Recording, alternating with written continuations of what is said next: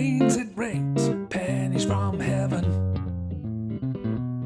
Don't you know each cloud contains pennies from heaven? You know you find your fortune falling all over town. Be sure and hold your umbrella, baby, upside down. Exchanging for a package of sunshine and flowers.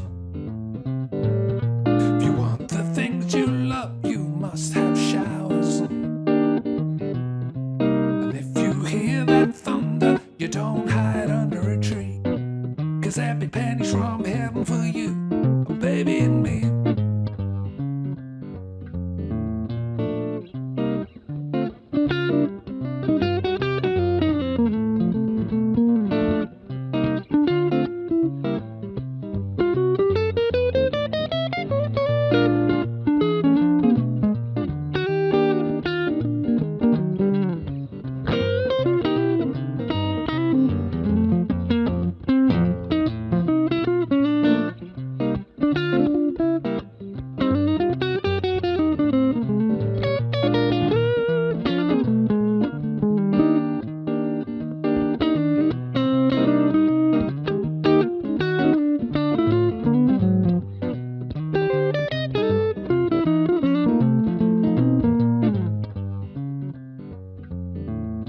Every time it rains pennies from heaven.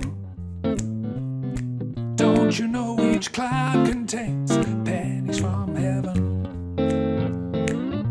You know you find your fortune falling all over town. Be sure and hold your umbrella, baby, upside down. Exchanging for a package of sunshine and flowers. If you want the things you love, you must have showers. And if you feel that thunder, you don't hide under a tree, 'cause there'll be pennies from heaven for you, baby and me. And when you hear that thunder, you don't hide under a tree, 'cause there'll be pennies from heaven for you. Pennies from heaven for you, yeah. There'll be pennies from heaven for you, baby and me.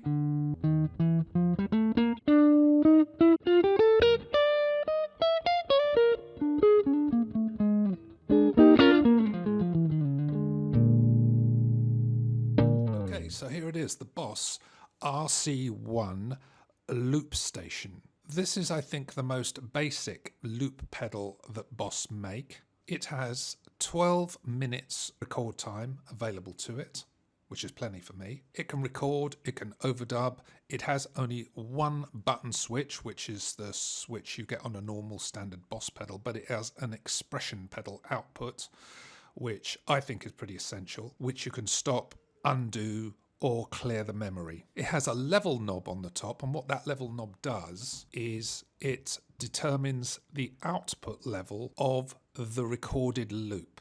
It doesn't affect the output level of the input. And that's handy because it allows you to create a kind of crude mix, if you like, between the level of the recorded loop and the input loop. So if you're soloing, you can set the level of your solo input louder than the level of the loop, which is very handy. A word on the external expression pedal, which I think is absolutely essential. And the reason for that is this. If you use the foot switch on the main pedal to stop a loop, you have to press the foot switch twice. And with the expression pedal, you only have to press it once. And I think that makes life considerably easier. The second reason is that if you want to clear the memory, and so say you're playing a different song, for example, and you need to clear the memory for the next number, to clear the memory without the expression pedal, what you have to do is hold down the pedal for 2 seconds. The problem there is that whilst you're holding down the pedal for 2 seconds, the loop starts to play and you can hear it through whatever you're plugging your loop pedal into.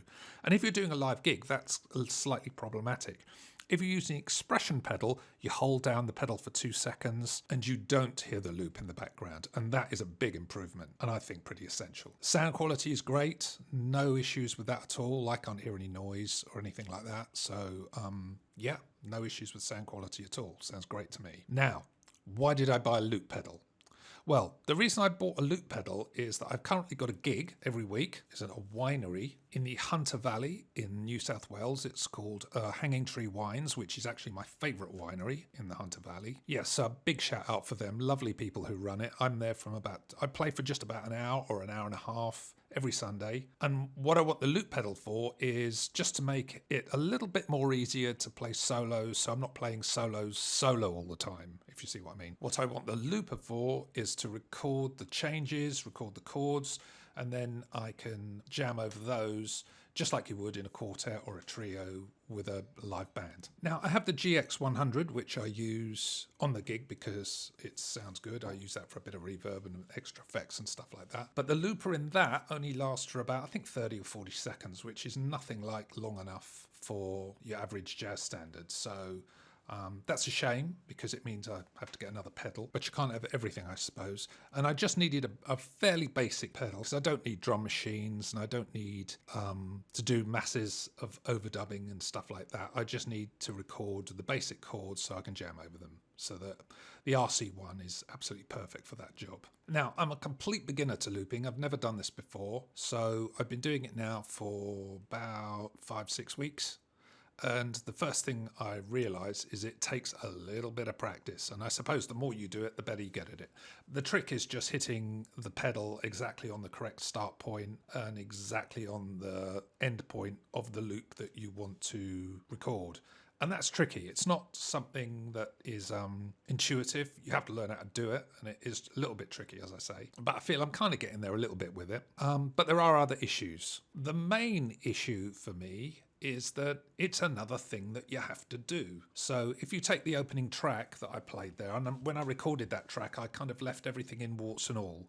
So there's a few mistakes in it, and there's more importantly, timing issues. Now, for me, I think my time is pretty good. I'm pretty obsessional about time. Playing in time is a huge issue, and I can make a whole series of videos just on that subject. I think what I'm about to say might sound like really crazy and a bit weird, but this is what I do, is that when I'm playing something, it doesn't matter whether it's jazz or rock or blues or whatever it is that when I'm playing like a rhythm part, I kind of almost go into almost like a semi-trance-like state. It's not a trance-like state at all. It's just something like that. I'm just trying to get the idea across. But you've got to kind of get into a zone with playing in time. Certainly when you're doing it solo, because when in the opening track, I'm doing a whole bunch of things. I'm playing the chords, I'm singing, I'm soloing, but I'm also the rhythm section as well. So I've got to keep a really rock-steady time through it. And to do that, you've got to kind of feel the time, constantly feeling the time. Now, when you have to take a leap away from that to start thinking about, well, it's time now, coming up to the moment where I've got to press the loop pedal. That distracts me from that kind of state that I'm in, where I'm kind of focused 100% on the time and the groove. And what I've noticed by listening back to the video and playing anyway, is that at that point, the time tends to stutter a little bit, both before I press the pedal and after when I've pressed the pedal, because it takes me a while to get back into the groove. So that's the biggest issue I've got at the moment. And if you listen to the track I did earlier on, you can kind of hear where I kind of lose the groove a little. Not lose the groove, but I lose the time, and it slows down a little bit here and speeds up a little bit. Now that is something I would never usually do. You'd never hear me doing that because I'm very well practiced with it and I've been doing it for decades and I don't do that. But when I've been using the loop pedal, I all of a sudden have to think, oh, I'm coming up to that moment. I've got to press the pedal and here it is. It's coming, going bong. And while I'm thinking that, I'm not thinking about playing in time. And at that point, the tempo starts to go a bit wobbly. And you can hear that from the track earlier on. Now, this is probably something that I just need to practice and you'll get better with it over time. But I'm not there quite with it yet. So, yeah, we'll have to see how that goes. But for most purposes, I'm kind of really happy with it. It works really well. And I'm having a lot of fun just jamming over the chord sequences. It works particularly well for jazz because the structure of jazz, a lot of jazz standards, well, most jazz standard, is that you have a set chord progression and then that chord progression just loops. So it's perfect for jazz. I'm lucky I've got a regular gig that I can practice this in front of an audience, and because I think that's important. It's a completely different mindset recording at home, just mucking around on your room, and playing in front of an audience. Completely different thing. I belatedly apologise for my voice. I'm not the greatest singer in the world, but there you go. Can't do anything about that at this point. But yeah, hope you enjoyed the video, and I'll see you next time.